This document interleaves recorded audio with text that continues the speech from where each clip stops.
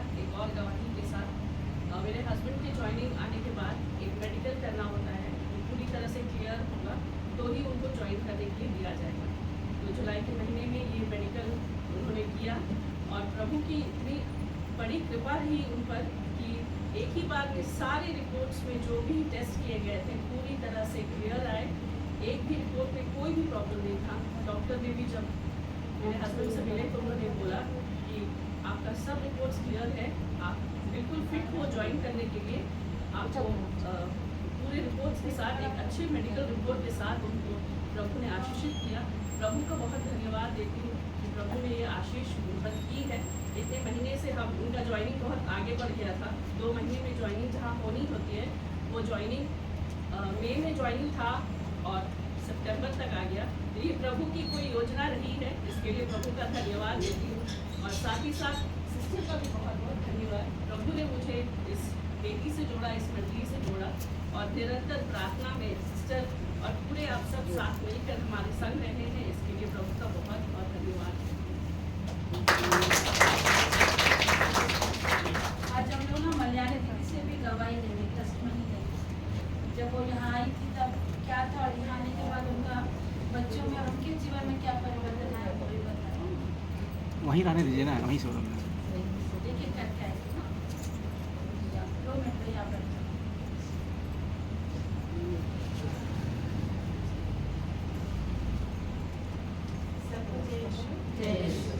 मेरा नाम मलयाली लग रहा है। गवाह ये है कि जब मैं यहाँ आई थी तो बहुत सारे प्रॉब्लम आई थी। मेरा जो है रात के समय सांस लेती थी वो नहीं ले पाती थी और जो ऑक्सीजन मेरा लगता था। अभी है कि हम उसको लेते हैं लेकिन बहुत कम ही लेते हैं। इस तरह से एक गवाही था। और दूसरी यह है कि जो हमारे घर में हमेशा कुछ ना कुछ होते ही रहता आता आए है और जो बहुत सारे प्रॉब्लम बीते सप्ताह या इससे पहले सप्ताह में बेटे के लिए प्रार्थना और वह प्रार्थना जो सुना गया और बेटा अभी बहुत अच्छा जो घर से नहीं निकलता था और जो कर रहा था उससे उसे छुटकारा मिला। और मेरा जो सुबह से प्रॉब्लम था बहुत ही कमर में दर्द था, ऐसा दर्द था जो कि वो हम सहन नहीं कर सकते और इतना मतलब दर्द होता था वो भी रुक के तो दर्द इतना था कि हमारा आंसू निकल रहा था। जैसे हम प्रार्थना करवाए करीब 1:30 बजे 1:30 आपको 1:30 बजे प्रार्थना करवा तो उसी समय से आप ठीक है और हम आए और जो है कि हम जमीन में नहीं बैठ सकते और जमीन में बैठ के धन्यवाद कर रही हूँ। अब बेटी छोटी बेटी है जो उसका भी बहुत सारा चीज़ है कि वो भी अब धीरे धीरे करके नॉर्मल हो रही है हर चीज़ में। बेटी का रिजल्ट भी अच्छा आया है। अच्छा आया है लेकिन अभी 2-3 दिन से वो थोड़ा सा लॉकडाउन चल गया है उसका। मेरे प्रियो दीदी की जो गवाही है मैं आपको बता दूं, जब फर्स्ट टाइम ये हमारे यहाँ आई थी शायद मना संजय ने बताया था। दीदी जब आई जब भी मैंने सुना कि वो ऑक्सीजन पर रहती है तो जब ये आई थी मैंने कुछ दवा भी नहीं सजेशन किया था लेकिन परमेश्वर कह रहा था मैं इसको हील करूँगा।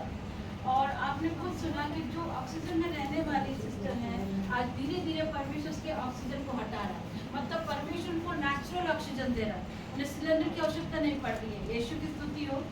दूसरी बात इनकी बेटी और इनकी देवरानी की भी बेटी, ठीक है, इनकी बेटी के लिए भी हमने प्रार्थना किया था, बच्ची का एग्जाम अच्छा गया। बेटा के लिए जब दीदी ने प्रार्थना करवाया उसमें भी प्रभु ने आशीष दी, बेटा के में भी आप रिजल्ट आया।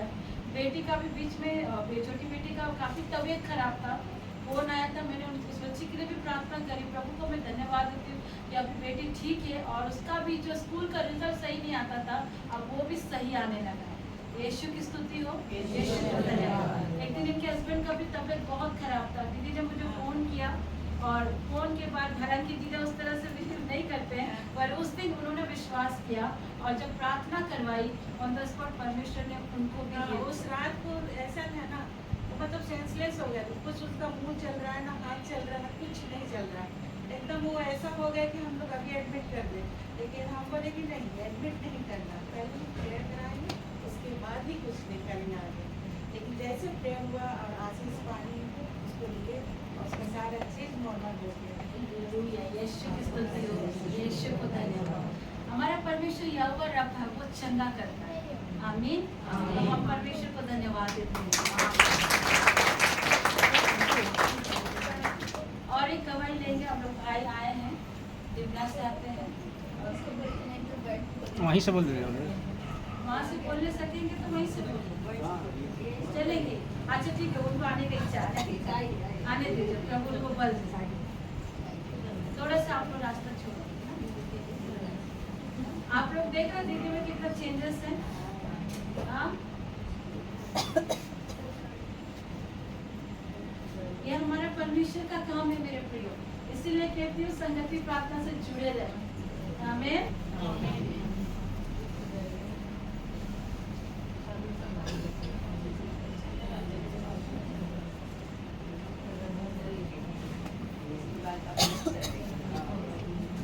ऐसा ही होने वाला है। जो चल भी नहीं पाती थी आज वो चल रही है, बहुत बड़ी बात है। दौड़ना भी है और प्रभु का सेवा भी करना है। अपना नाम और परिचय। जय यीशु। आप मेरा नाम सुनीता, मेरा नाम मनीष बसवा, सुनीता बसवा, दिनेश बसवा। इसका तो हालत ही ऐसा था कि चेहरा में कुछ सुधार ही नहीं आ रहा था। वो दिन भर रोते रहती थी, कैसे ठीक हो, कैसे नहीं ठीक हो।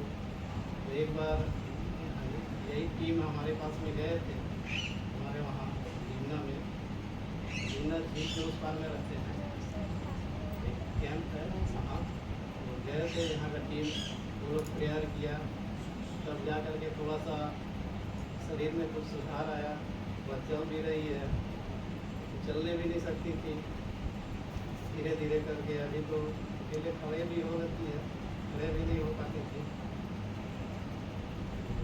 ईश्वर ने कृपा किया, हम उनके ऊपर चंगा किया है। मैं इनकी गवाही को भी थोड़ा बता देना चाह रही हूँ। हमारे भाई शायद आर्मी लाइन से हैं, ठीक है, और उस देश की सेवा करते हैं। मनोज, हमारे भाई मनोज और सिस्टर नीलमणि ने मुझसे कहा कि दीदी हमारी एक आप ही लोग के चर्च से हैं, क्या आप उनके वहाँ प्रार्थना के लिए जाएंगे? मैंने कहा बिल्कुल जाएंगे, क्यों नहीं जाएंगे। जब हम गए तो उस समय देखे दीदी उस टाइम से चल नहीं पाती, स्टेबल नहीं थी, और 2 साल हो गया था ना दीदी आपके साथ ऐसा हो गया इंसिडेंट, इनको एक साइड पूरा पैरालिसिस मार दिया था। पर हम वहाँ गए, बोझ से प्रार्थना किए, हमारे साथ मर्सी मामी गई थी।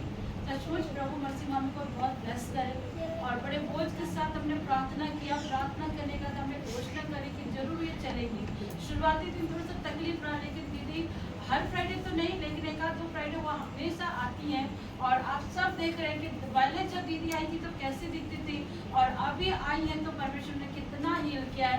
उनके हस्बैंड खुद कह रहे थे जो खड़ी नहीं हो पाती थी वो खड़ी हो पाती, जो चल नहीं सक रही थी वो अब धीरे धीरे चल रही थी। तो हम ये विश्वास करते कि हमारा प्रभु यीशु मसीह वो लंगड़ों को भी पाँव देता, वो लकवों को भी चंगा करता है। आमीन। इसका रिजल्ट आप, इसका जो गवाही देता है खुद देख रहे, दीदी खुद चल रही, खुद अभी खड़ी है। हाँ, और आप सब देख रहे दीदी के चेहरे में भी चेंजेस आया है, और आने वाले दिन में विश्वास करते दीदी का हाथ भी उठेगा और वो प्रभु की सेवा के लिए भी दौड़ेंगी। यीशु की स्तुति हो, यीशु को धन्यवाद। आप लोग दीदी को निरंतर प्रार्थना में याद रखना, और हम विश्वास करते हैं हमारे स्तर के लिए बड़ी ब्लेसिंग का कारण है। आमीन। प्रभु इस गवाही में सबको आशीष दे।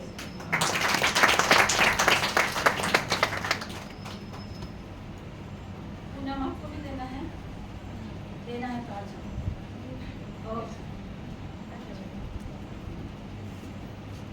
और किसी को दवाई देनी है तो बोल दीजिए फटाक से, नहीं तो मैं वचन पे जाऊंगी।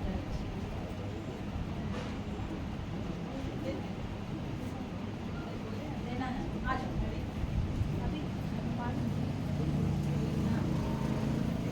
सबको जय मसीह की। जय मसीह। मैं अभी प्रार्थना कर रही थी, मेरे हस्बैंड का तबीयत बहुत खराब है, जॉन्डिस काफ़ी बढ़ चुका है। तो प्रार्थना कर रहे थे तो हमने देखा, प्रार्थना करते करते जीसस मेरे घर पे गए। वाइट रंग का ड्रेस एकदम गॉन वाला, वो सीधा हम लोग लोग घर जाके सीढ़ी चढ़ के पूरा रूम घूमे। फिर मेरे हस्बैंड फर्स्ट रूम में हॉल रूम में लेटे हुए हैं अभी, तो वहाँ गए और उनको उठाए, तो देख रहे हैं कि वो अचानक से उठ के बोल रहा है कि यीशु सीलू तो प्रार्थना में गई है तो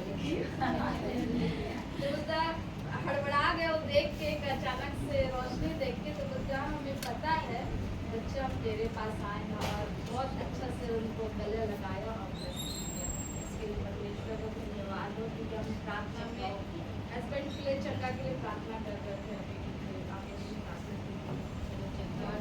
प्रभु ने चंगा कर दिया। आज शाम को हम लोग को उनको लेके जाना है एडमिट करने, ओके, हम लोग प्रार्थना करेंगे। इसलिए प्रार्थना रखते थे हम लोग कि प्रभु ऐसा ना हो कि वो चंगे हो जाए, आप छुए तो चल जाए। यीशु जब छता है तो बड़े से बड़े बीमारी को जाना चाहिए। आमीन। आइए हम लोग वचन को पढ़ते हैं।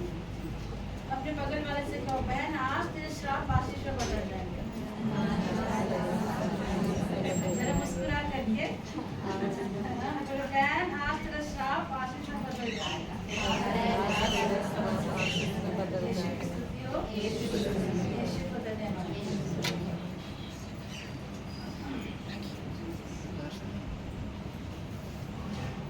व्यवस्था विवरण अध्याय 11 का कोई 26 निकालेंगे।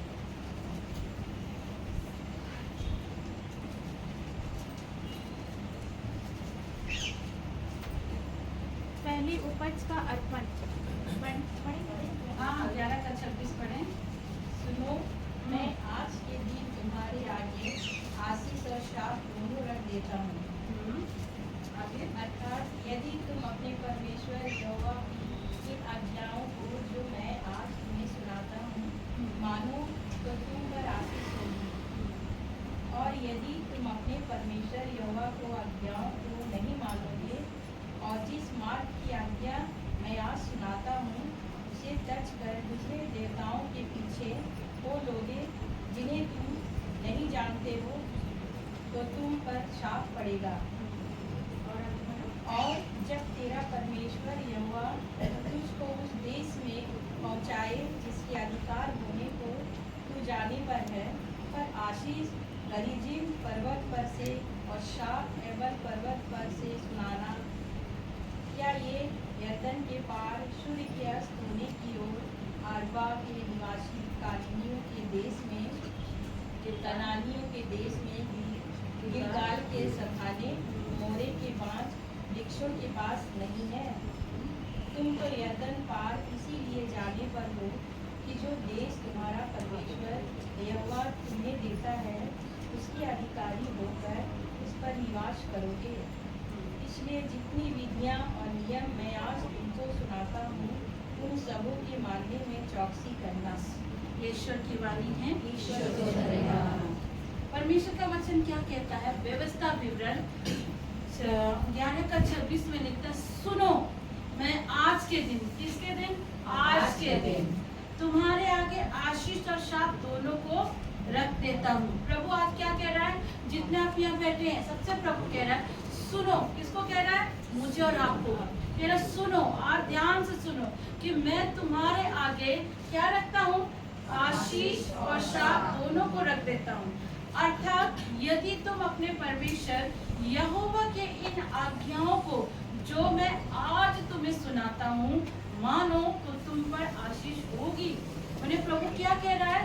आज के दिन जो परमेश्वर आज्ञा देगा और आज के दिन जो परमेश्वर आपसे बात करेगा उसको आप फॉलो करते हैं, उसको अगर आप मानते हैं तो प्रभु आपके ऊपर क्या करेगा? आशीष देगा। प्रभु ये तो नहीं कह रहा है कि कल के दिन मैं तुझे आशीष दूंगा, नहीं ना? या ये कह रहा कि परसों दूंगा, नहीं ना?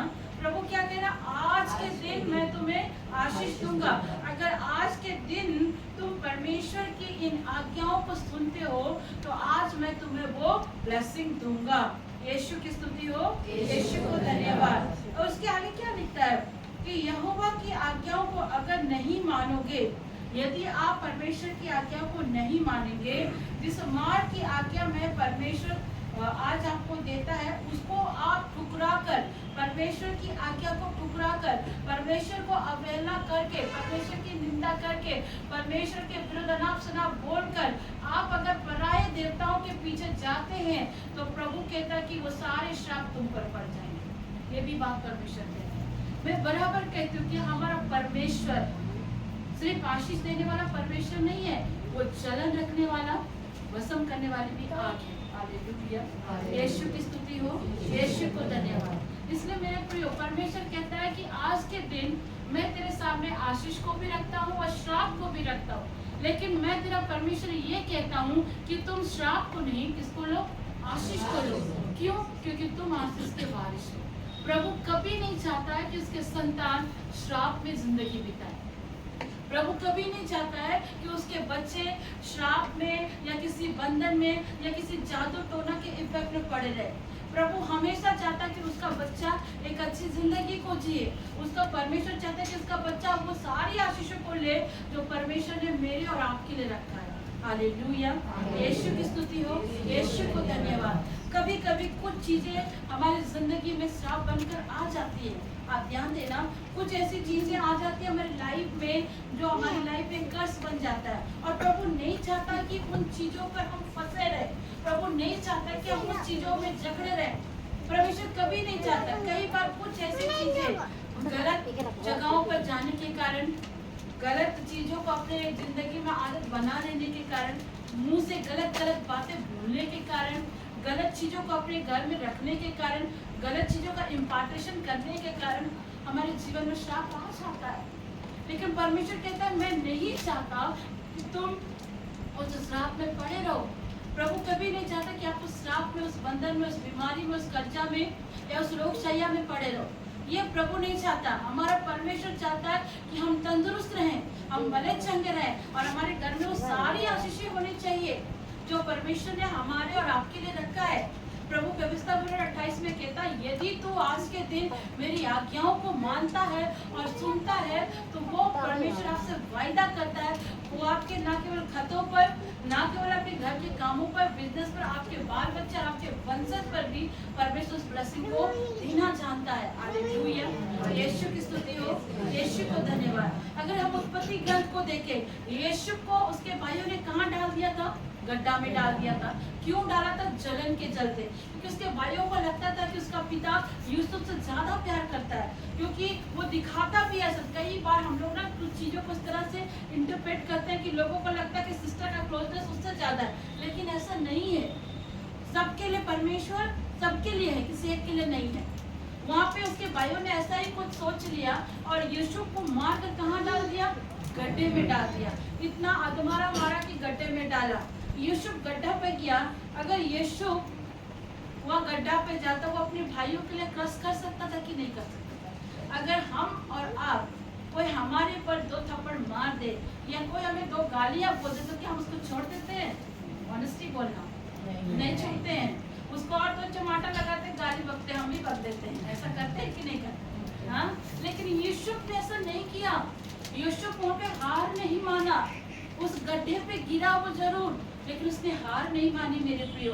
वो उस जगह पर भी परमेश्वर पे भरोसा रखा।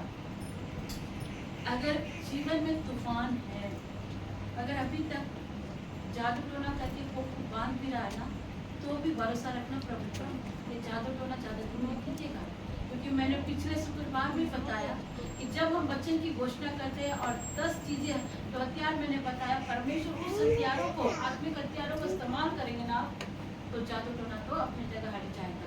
यीशु की स्तुति, यीशु यीशु वहाँ पे नाराज नहीं हुआ, लेकिन यीशु उस जगह भरोसा रखा।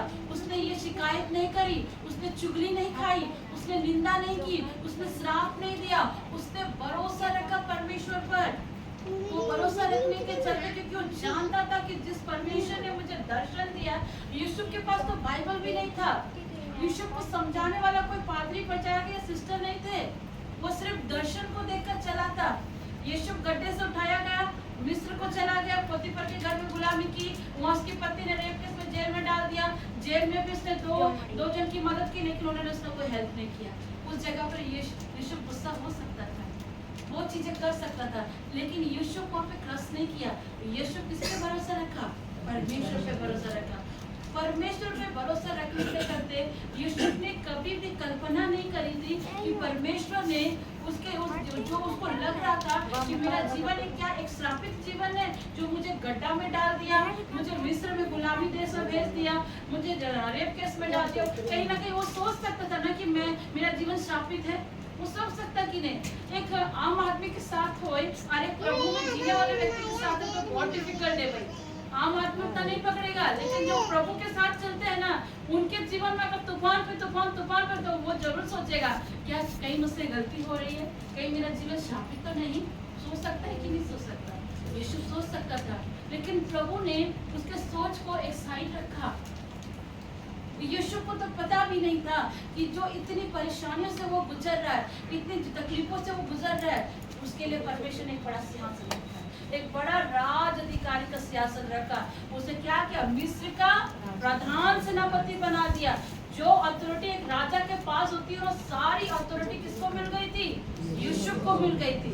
यूसुफ के भाई ने जब अकाल में आए तो उसके भाइयों ने क्या सोचा, अरे ये तो हमारा भाई है, हमें क्या करेगा, जेल में डाल देगा, ये करेगा। जब हम किसी के साथ कुछ गलत करते हैं ना, तो ऑटोमेटिक हमारे अंदर डर आता है कि अगर वो ऊंचे पोस्ट में और हम उसके पास हैं तो पता नहीं वो मेरे साथ क्या करेगा, क्या नहीं करेगा। लेकिन यूसुफ ऐसा नहीं किया, यूसुफ ऐसा नहीं किया। उसने अपने भाइयों को गले लगाया, उस गले लगाकर सारे अकाल में उनकी स्तुति ली। हालेलुया। उस अकाल को उसने क्या किया? उस शाप को उसने क्या में बदल दिया? आशीष में बदल दिया। यीशु की स्तुति हो, यीशु को धन्यवाद। आपके जीवन में श्राप को आशीष में बदलने के लिए मैं बराबर आज फिर उसी पॉइंट को दोहराऊंगी, अपने शब्दों को बदलें। बोलो, अपने शब्द को बदलो। अपने बगल वाले से कहो, बहन अपने जुबान को सही करो,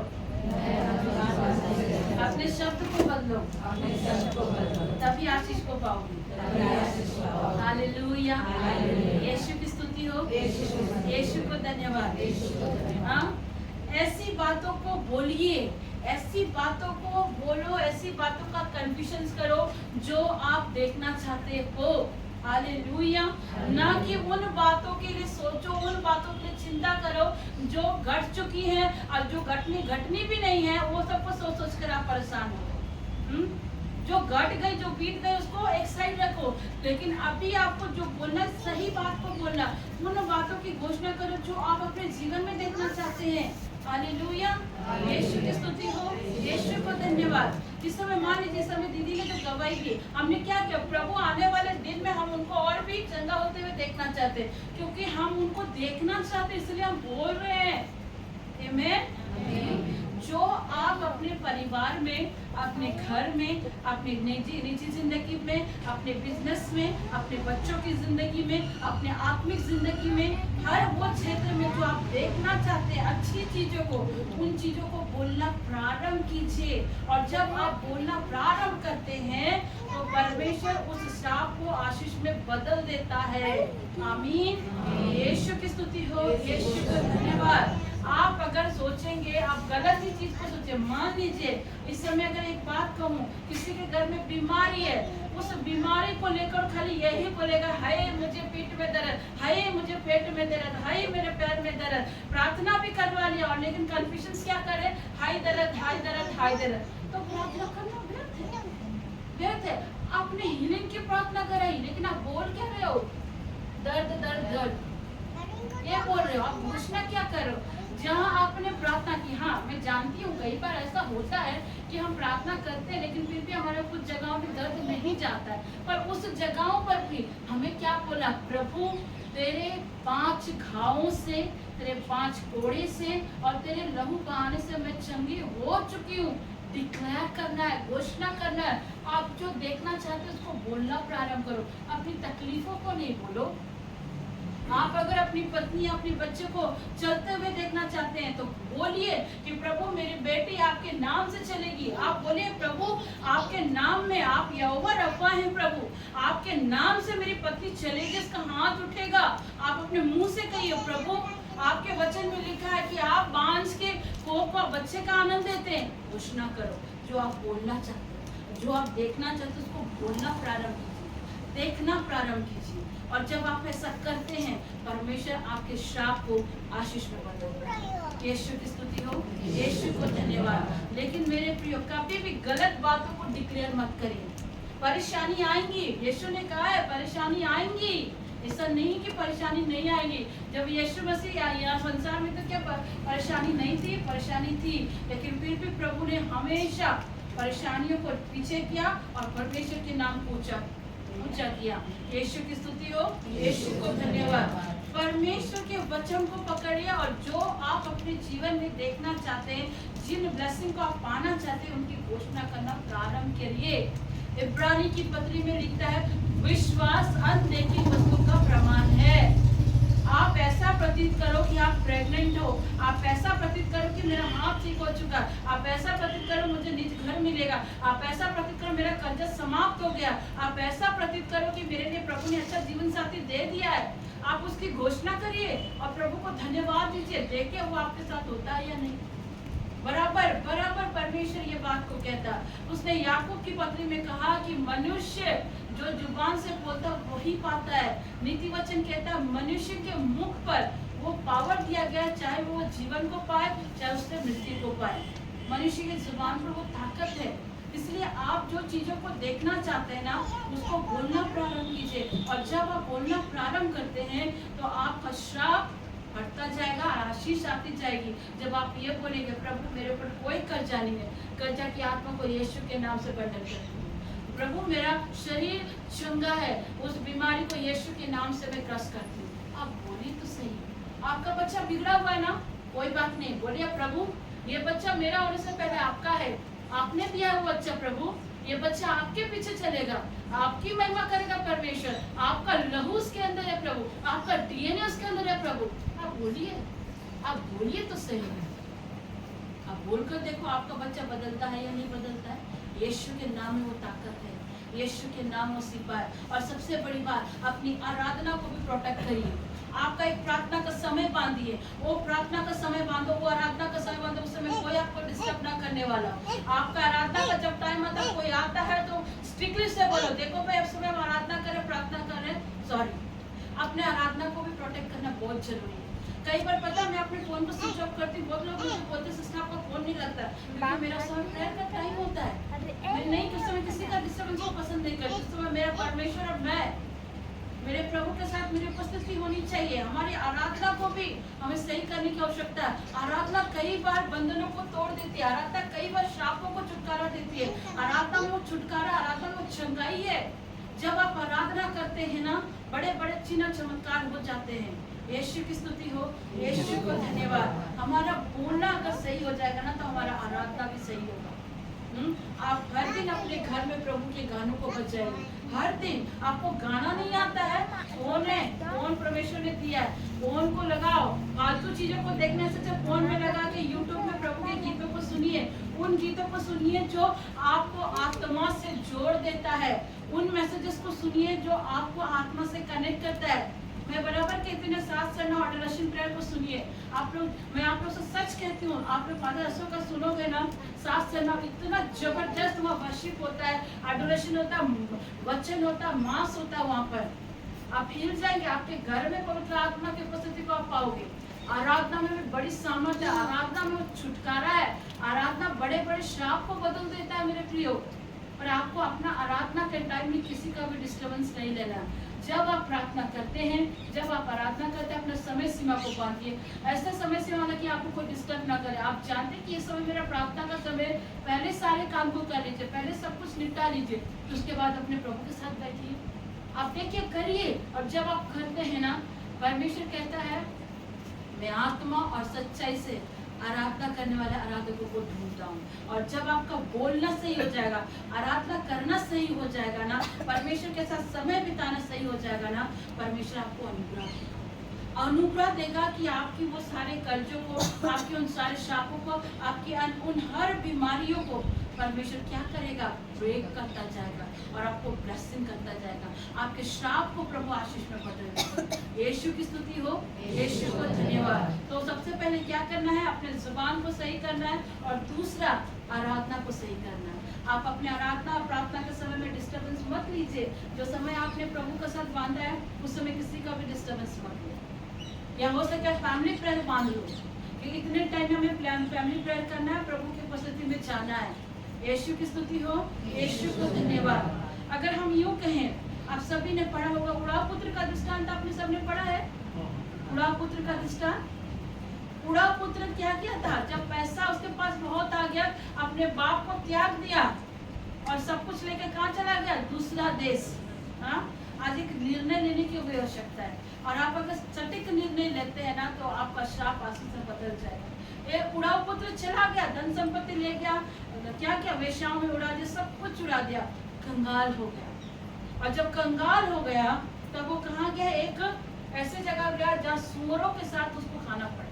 उसको खाना तक नहीं मिल रहा था, सूअर की फली को खा रहा था। सोचो क्या क्रिटिकल समय होगा। बहुत बार हम अपने ज्ञान पर, अपने पैसे पर, अपने रुतबे पर, अपने पोजीशन पर घमंड करते हैं, लेकिन ये जो आपको रुतबा, ये जो आपको पैसा, ये जो ओहदा मिला है ना, ये आपने खुद से नहीं पाया, ये परमेश्वर का अनुग्रह आपके ऊपर हुआ जो आपको मिला है।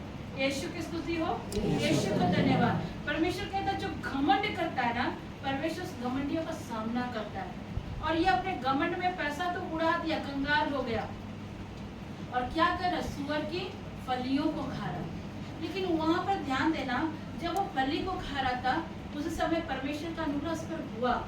वो जो श्राप वाला जिंदगी जी रहा है, जो सूअरों के साथ फली को खा रहा, वो श्रापित जिंदगी को जो जी रहा है ना, उसने वहां पर जो अचानक एक माइंड नॉक किया। अगर वो चाहता ईगो में रह सकता था, मैं क्यों जाऊं अपने पिता के पास? ईगो में रहता तो सूअर की फली को खाना पड़ता। हाँ, लेकिन उसने अपने ईगो को त्यागा और उसने क्या सोचा? मेरे पिता के घर में बहुत से नौकर हैं, वहाँ खाने की कमी नहीं है, मैं अपने पिता के पास लौटूंगा, कहूँगा मुझे भी एक नौकर की बांधी रखो। यही उसने कहा ना, उसने अपने ईगो को साइड किया। बहुत बार हम अपने ईगो के चलते अपने पारिवारिक जीवन को, अपने वैवाहिक जीवन को और अपने काम की जगह पर भी नष्ट कर देते हैं। उन सारी चीजों को नष्ट कर देते ईगो में आकर। ये उड़ाव पुत्र ने ईगो को नहीं अपनाया, वहाँ पर उसने निर्णय लिया। और जब आप निर्णय लेते हैं ना कि आप प्रभु के पीछे चलेंगे, परमेश्वर आपको ब्लेस करता है। यहाँ पर ये उड़ाव पुत्र ने डिसीजन लिया कि कहाँ जाएगा? अपने बाप के पास लौटेगा। उसने घमंड नहीं रखा, उसने ये नहीं सोचा कि मैं जाऊंगा बाप से लड़ूंगा, बाप मुझे पैसा दे। पैसा तो ऑलरेडी बाप ने दिया तुझे। हाँ? बहुत बार बच्चे क्या कहता, मम्मी पैसा दे, पापा पैसा दे, मम्मी बेचारी परेशान, बाप बेचारा परेशान, मेहनत कर रहा है, बच्चे लोग कभी समझने की कोशिश नहीं करते। जब तुम उस जगह पर आ जाओगे तब तुम्हें पता चलेगा कि तुम्हारे माँ बाप ने खून पसीने के पैसे से तुम्हें पढ़ाया लिखाया। इसीलिए बोलते माँ बाप का आदर करो। और ये उड़ाव पुत्र जब निर्णय लिया, उसने अपने ईगो को एक साइड किया, अपने घमंड को एक साइड किया। मेरे प्रियो, आज आप निर्णय लीजिए, चाहे कुछ भी हो जाए, हम लोग प्रार्थना से नहीं हटेंगे। आज आप निर्णय लीजिए कि कुछ भी हो, हम संगति प्रार्थना से दूर नहीं रहेंगे। पता है, जब हम संगति प्रार्थना में रहते हैं ना, तो हमें बड़ी बड़ी चीज़ों को प्रभु आशीष करता है और हमारी प्रार्थना का उत्तर हमें जल्दी मिलता है। मुझे क्या जरूरत है फ्राइडे को सर्विस लेने के लिए? मैं चाहती तो मैं तो पहले भी परमेश्वर के अनुग्रह से मैं यहाँ विजिट करके प्रेयर करती ही थी, यूट्यूब पे सेवा देती ही थी, लेकिन परमेश्वर ने मुझे ये बोझ दिया, नहीं, अपने बहनों के साथ में सेवा को रखो। मुझे नीड नहीं थी, आप लोगों के लिए क्या जरूरत है आप लोग के साथ करने के लिए, लेकिन ये बोझ परमेश्वर ने दिया। हालेलुया, यीशु की स्तुति हो, यीशु को धन्यवाद। यहाँ इस उड़ाव पुत्र ने भी निर्णय लिया। आज अपनी जिंदगी में एक निर्णय लीजिए कि जो आप संगति प्रार्थना बैठ रहे हैं ना, इसका प्रतिफल आपको एक दिन मिलेगा। ऐसा नहीं है कि नहीं मिलेगा, परमेश्वर उसका प्रतिफल देता है भाई, बहुत जबरदस्त प्रतिफल देता है। और उस प्रतिफल का कोई अंत नहीं होता है, क्योंकि प्रभु जब देता है ना, चप्पल पार कर देता है। यीशु की स्तुति हो, यीशु को धन्यवाद। हालेलुया, हालेलुया, प्रभु की स्तुति हो, प्रभु की महिमा। और उसने डिसीजन लिया और वो अपने बाप के पास गया मिलने के लिए। और पता है, जब वो बाप से मिलने के लिए जा रहा था, वो आधे ही रास्ते पर था कि उसके पिता ने उसे जा करके दौड़ के गले लगाया। ये हमारा परमेश्वर है। जब हम अपने ईगो को साइड करते हैं, जब हम अपने घमंड को साइड करते हैं, जब हम अपने रुतबे को साइड करते हैं और प्रभु के पास आकर कहते हैं, प्रभु सब कुछ तेरा दिया हुआ है, सब कुछ तेरा है, मेरे जीवन को मैं तेरे हाथ में सौंप रहा हूँ, मेरे इस जीवन को ब्लेस कर, मेरे परिवार को ब्लेस कर, मेरी परेशानियों को प्रभु, मेरी परेशानी बड़ी नहीं है खुदा पाक, मेरी परेशानी से बड़े आप है परमेश्वर। जब आप ये कहते हैं ना, परमेश्वर आपको ब्लेस करता है, वो आपको गले लगाने के लिए खड़ा रहता है। पता है प्रभु वहीं खड़ा रहता है, हम प्रभु से दूर हो जाते हैं। कई बार कुछ पाप हो जाता है तो हम ये सोचते हैं अरे तू तो पापी है, तूने बड़े बड़े पाप के, प्रभु तुझसे प्यार नहीं करता। ये शैतान का फैलाया हुआ झूठ है। परमेश्वर कल भी आपसे प्यार करता था, आज भी आपसे प्यार करता और हमेशा करता रहेगा। आप प्रभु से दूर होते हैं, प्रभु आपसे दूर नहीं होता। जब आप अपनी गलतियों को प्रभु के सामने मान लेते हैं ना, प्रभु आपके अपराधों को स्मरण नहीं करता है, उसे ढांप देता है। यीशु की स्तुति हो, यीशु को धन्यवाद। कल मैं एक टेस्टिमनी को सुन रही थी, एक भाई जो ये टेस्टिमनी बाहर कंट्री की है, वो भाई लंबा चौड़ा उसका लंबे लंबे बाल थे, फटे चिटे कपड़े उसने पहने थे और वो फटे चिटे कपड़े पहन के जब जा रहा था चर्च में घुसा, उसने देखा कि चर्च में आराधना हो रही है और सब तरफ उसने आंख दौड़ाई तो एक जगह वो जितने सारे पिक्चर जीसस के सारे पिक्चर को उसने देखा कि जीसस को कैसे क्रूस पे मारा गया, कैसे उसको लेके गया, वो सारी चीज़ों को देखा और वो आराधना करने वो देखता रहा। वो देख रहा कि वहाँ के लोग प्रभु भोज की रोटी को तोड़ रहे हैं, एक दूसरे को दे रहे हैं, डाकस पिला रहे हैं, फिर एक दूसरे को किस कर रहे हैं, एक दूसरे से गले मिल रहे हैं। और वो जो फटा चिटा कपड़ा पहना होता, लंबे बाल वाला लड़का था, वो गंदा कपड़ा पहना होता, उसको भी लोग गले कर रहे हैं। तो वो ऐसा करते करते वो कुछ हफ्ते तक वो चर्च आए और वहाँ उसको आके बहुत अच्छा लगने लगा। और जब वो आया ना, एक दिन वो पादरी से कहता है, पादरी साहब मुझे बपतिस्मा चाहिए। तो पादरी ने उसे कहा कि बपतिस्मा आप कौन है? बोलता है कि पादरी मैं यहाँ से जा रहा था, मैं बहुत नशे में था, मैंने बहुत पी रखी थी, लेकिन जब मैं यहाँ से गुजर रहा था ना तो मुझे यहाँ पे गाना बज रहा था, बहुत अच्छा लगा, मतलब इतना उसको होश था। और गाना सुनने के लिए तो मैं चर्च में यहाँ इंटर किया, मैं यहाँ देखा कि एक व्यक्ति को क्रूस पर चढ़ाया गया, उसके ऐसे ऐसा फोटो को मैं जीसस के जितने पिक्चर्स उसने देखे और मैंने देखा कि वहाँ आप लोग कुछ रोटी को तोड़ रहे हैं, उससे दे रहे हैं और आप ग्रेप जूस का जो वाइन होता है उसको आप लोग एक दूसरे को बांट रहे हैं कुछ प्रेयर करके और उसको पीने के बाद गले लगाते एक दूसरे को अभिवादन कर रहे हैं। मेरे लाइफ में फर्स्ट टाइम किसी ने मुझे गले लगाया। उसने कहा मेरे लाइफ में फर्स्ट टाइम किसी ने मुझे गले लगाया, वो भी गंदे चितले कपड़े पहने हुए व्यक्ति को गले लगाया। तो मुझे ये अच्छा लगा और मैं बराबर आने लगा और हर दिन आप लोग को मैं रोटी तोड़ते हुए देखता हूँ और मुझे गले लगाते हुए मुझे बहुत अच्छा लगा।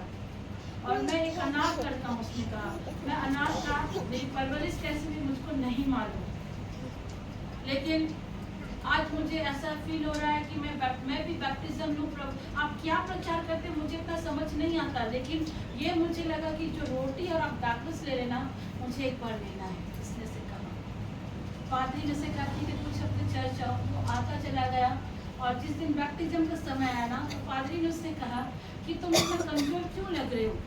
उसने कहा मुझे ब्लड कैंसर है, ब्लड कैंसर बहुत कमजोर हो गया था। उसने कहा मेरे जवानी के पाप के कारण शायद मुझे ब्लड कैंसर हो गया। मैं जवानी के समय में बहुत ज़्यादा नशा करता था, ड्रग्स लेता था, इसलिए मैं मरने से पहले उस प्रभु को में जाना चाहता हूँ, मैं प्रभु को अपनाना चाहता हूँ। और पादरी ने उसे बपतिस्मा दिया और उसने प्रभु भोज की रोटी ली और जब वो हॉस्पिटल में एडमिट हुआ तब वहाँ पर पादरी ने भी इसके लिए प्रार्थना करी और जितने चर्च के लोग थे उन्होंने भी बड़े आंसू और बोझ के साथ प्रार्थना कर रहे थे। तब उस भाई ने कहा कि आप लोग रोइए मत, क्योंकि मैं जानता हूँ कि मैंने क्या पा लिया। उसने कहा मैं जानता हूँ कि मैंने क्या पा लिया, ये जिंदगी तो यही समाप्त हो जाएगी, अब मैं जो जहाँ जा रहा हूँ वहाँ कोई दर्द नहीं है, कोई तकलीफ नहीं, वहाँ सिर्फ मैं अपने बाप जीसस से मिलने वाला हूँ। हालेलुया, यीशु की स्तुति हो, यीशु को धन्यवाद। मेरे प्रियो मैं क्या समझाना चाहती हूँ, हमें लगता है कि हम पापी हैं, प्रभु ने हमें छोड़ दिया। जब एक नशा करने वाला व्यक्ति, ब्लड कैंसर से ग्रसित लड़का जो कभी प्रभु को नहीं जानता, वो प्रभु ने उससे भी प्रेम किया, तो क्या वो हमसे प्रेम नहीं करता है? वो हमसे भी प्रेम करता है। प्रभु आपके पापों को देखकर आपसे प्यार ये नफरत नहीं करता। प्रभु ने पाप से घृणा किया है, पापियों से नहीं। ये उड़ाव पुत्र के गलतियों को प्रभु ने नहीं देखा, उसका लौट आना, प्रभु में समीप आना, प्रभु में फिर से आना, वो उसने देखा और प्रभु ने उसे गले से लगाया। यीशु की स्तुति हो, यीशु को धन्यवाद। मेरे प्रियो, आज परमेश्वर आपसे कहता है कि सब जितने सारे आपके श्राप है ना, उन सारे श्राप को प्रभु आज आशीष में बदलना चाहता है। कोई जोर से बोलेगा हालेलुया, हालेलुया, हालेलुया, हालेलुया। यीशु की स्तुति हो, यीशु को धन्यवाद, यीशु को धन्यवाद। इसलिए आज से सही बोलो, आराधना सही से करो। और दूसरी बात, परमेश्वर में अपने जीवन को समर्पण करो। और आप जब जो चीज आप देखना चाहते हो उसकी घोषणा आज से बोलना प्रारंभ करो। यीशु की स्तुति हो, यीशु को धन्यवाद। लास्ट बात जो मैं आपको बताने जा रही हूँ, परमेश्वर आज आपके सारे रिसोर्स को, जितनी आपकी जरूरतें हैं, वो सारी चीजों को पूरा करें। यीशु की स्तुति हो, यीशु को धन्यवाद। आप में से बहुत सारे ऐसे होंगे जिनके जीवन में कर्जा होगा, लोन होगा। बहुत ऐसे होंगे जिनके घर में तंगी होगी। मैं किसी का नाम नहीं लेना चाह रही, लेकिन हाँ, आप सभी जानते हैं कि हमारे जीवन में से किसी किसी बहनों के, किसी परिवार में कर्जा है, लोन है, आर्थिक तंगी है। पता नहीं एक वक्त की रोटी मिलती भी होगी या नहीं भी मिलती होगी, लेकिन परमेश्वर आज आपको कुछ बताना चाहता है कि वो आपके कर्जों को भी, वो आपके रिसोर्स को फिर से फुलफिल करना चाहता है। आमेन। यीशु की स्तुति हो। बहुत लोग क्या करते हैं ना, कर्जा पूरा नहीं होने के चलते डिप्रेशन में चल जाते, सुसाइड कर लेते हैं। रिसेंटली एक महीने पहले की घटना है, एक हिंदू फैमिली की घटना में बता रही हूँ। हमारे रिलेटिव में आते हैं, हमारी मामी की सिस्टर है, वो हमारे हिंदू फैमिली से है। अचानक से मेरे पास फोन आया और फोन आकर मुझे पता चलता है कि मेरी मामी की बहन यानी कि मेरी बुआ लगेगी, उनकी हस्बैंड की डेथ हो गई। तो हम लोग सोचे शायद कैजुअली डेथ हुआ होगा। उन्होंने कहा कि पेट दर्द हुआ और उनका एक्सपायर कर गया। लेकिन कुछ 2-3 दिन बीतने के बाद मुझे पता चला कि उन्होंने जहर खा लिया था। किस कारण से जहर खाया था? वो दुनिया को दिखाने के चलते इतने सारे लोन उसने लेके रखा था, इतना कर्जा लेके रखा था, वो कर्जा नहीं भरने के चलते उसने क्या किया, हमारी बुआ जब खेतों में चली गई, वो मकई की खेती रोपाई हो रही थी, वो घर में आकर उन्होंने कुछ बुआ मारने की दवा समथिंग कुछ है, उसको उसने खा लिया और पेट दर्द उठा और उसकी ऑन द स्पॉट डेथ हो गई।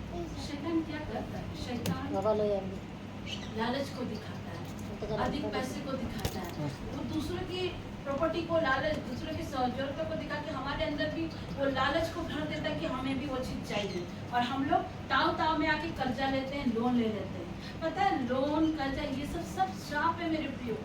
कभी भी इसकी नौबत ही मत आने दीजिए। मैं आपको बता रही हूँ, आपको अगर कुछ चाहिए ना, प्रभु से डायरेक्ट मांगो, प्रभु से मांगो, प्रभु पूरा करेगा।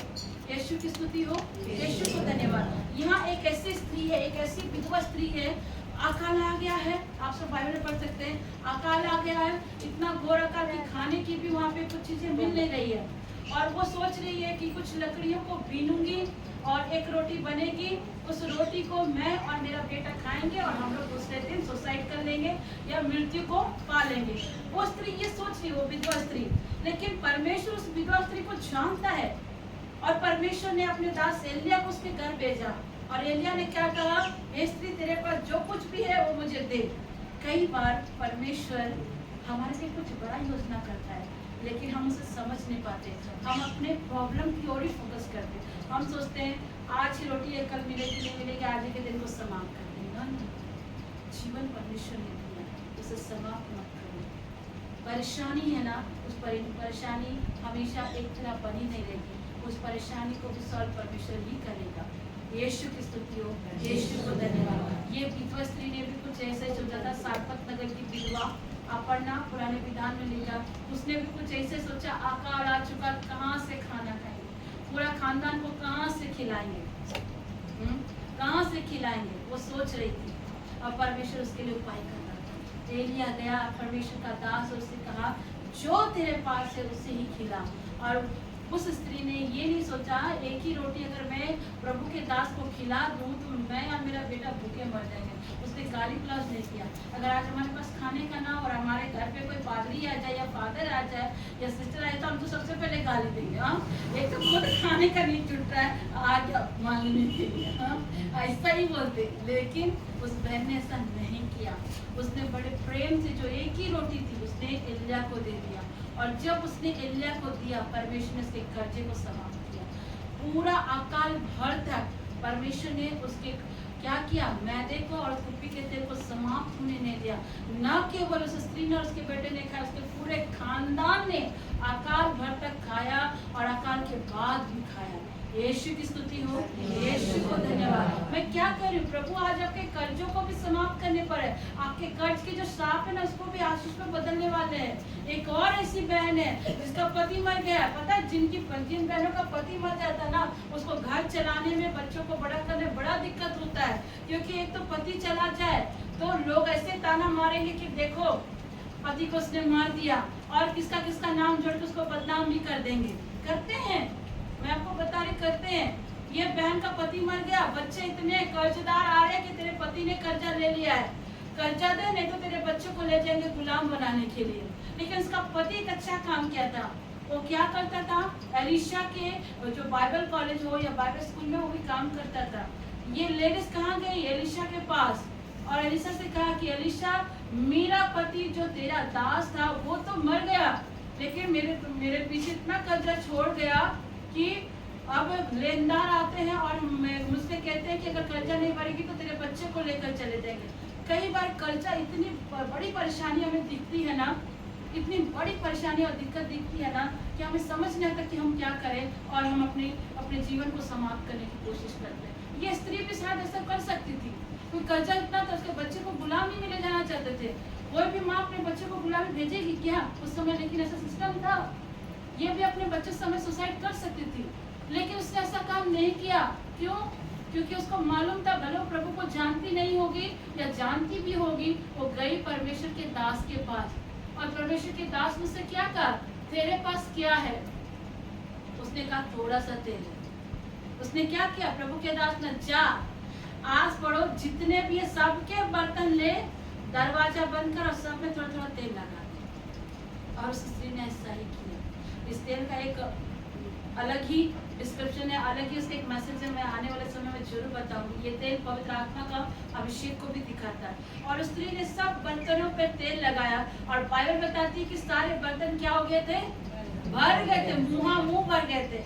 एलिशा ने क्या कहा, जा कर्जा को समाप्त कर। उसने सारे तेल को बेच करके कर्जा समाप्त किया, और उसका बिजनेस भी उसने चलाना प्रारंभ किया।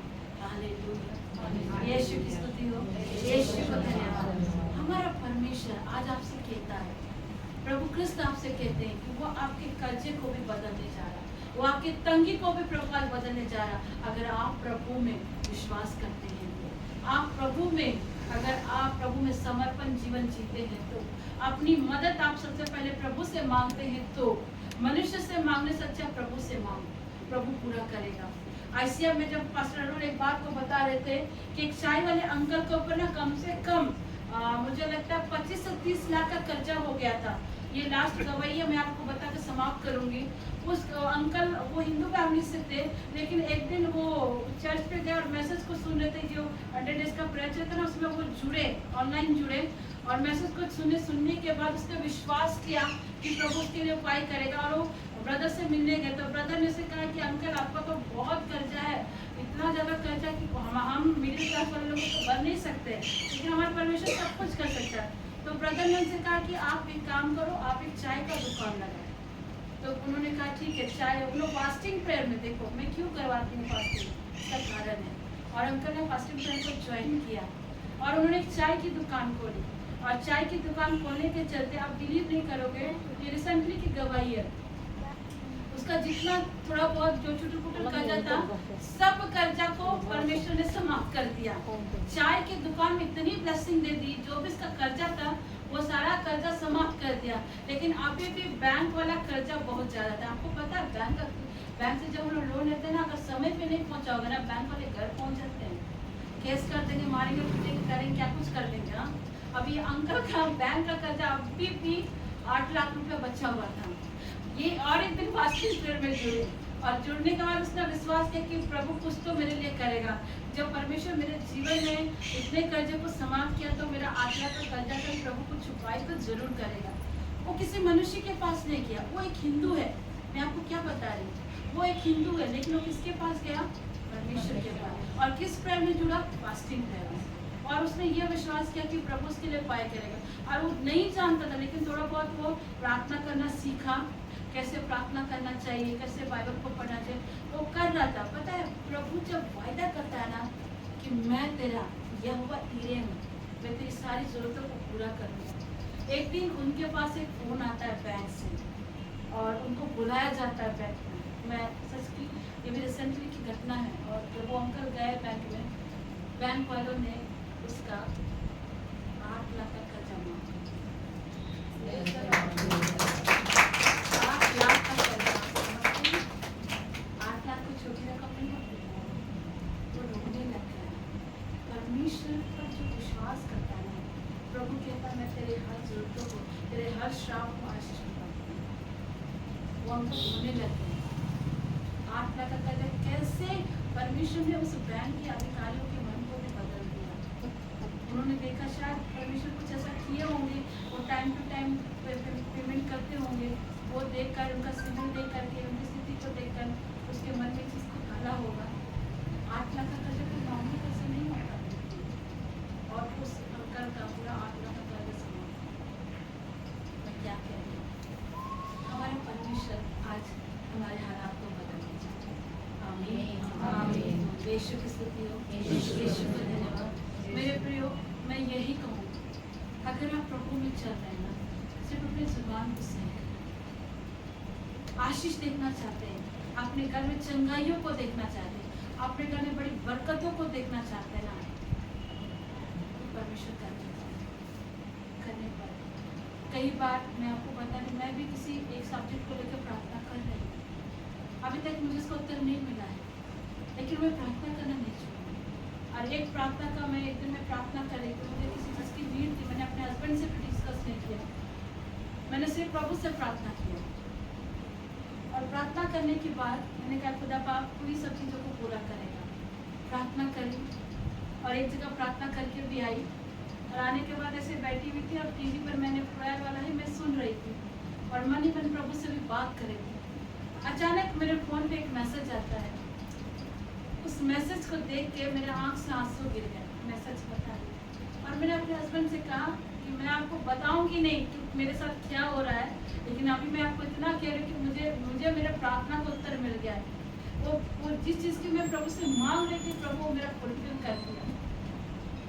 उस समय मैं आपको जितना भी मैं ईश्वर को धन्यवाद दूँ, मैं कम समझती। मैं सच कह रही हूँ, मैं प्रभु के सामने जितना भी झुकूँ, जितना भी उसका धन्यवाद हो कम। क्योंकि आप सभी जानते हैं सिस्टर, जो भी कोई ये नहीं है, मेरे पास कोई बड़ा चीज़ नहीं है, लेकिन फिर भी खुदा बाप कुछ बच्चों की जिम्मेवारी मेरे ऊपर रखा है।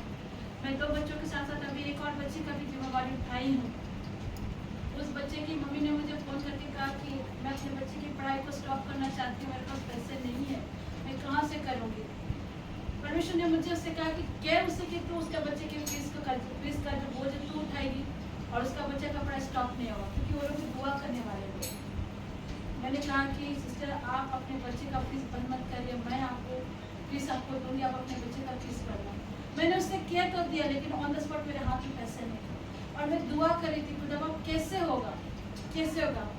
बोलते ना, जब आप भरोसा और उस पर रखते हो, विश्वास करते हो ना, वो परमेश्वर आपके मन की इच्छा को भी जानता है।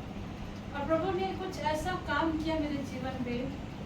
मैंने दूसरे कल के दिन मैंने बुलाया था उस बहन को और मैंने कहा आप आओ, प्रभु ने उपाय कर दिया है।